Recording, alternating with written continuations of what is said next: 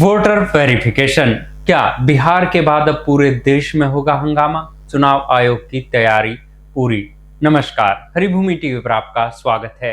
Voter verification पर क्या बिहार के बाद अब देश भर में हंगामा होगा?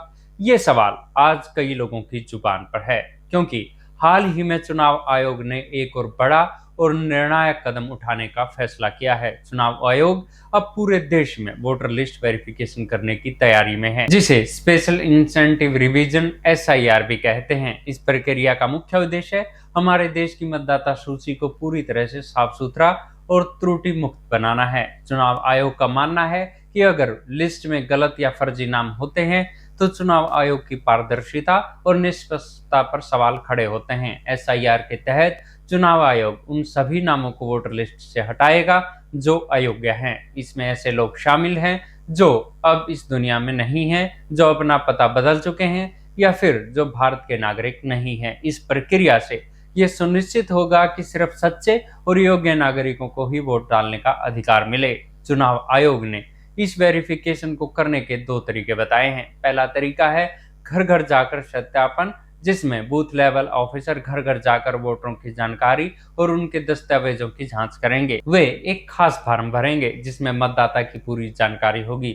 दूसरा तरीका है ऑनलाइन वेरिफिकेशन, जहां कोई भी व्यक्ति चुनाव आयोग की वेबसाइट से फॉर्म डाउनलोड करके उसे भरकर जमा कर सकता है। इस वेरिफिकेशन में कुछ खास नियम भी बनाए गए हैं, जैसे अगर आपका नाम 2003 की वोटर लिस्ट में शामिल है तो आपको नया दस्तावेज देने की जरूरत नहीं पड़ेगी, बस फॉर्म भरना होगा।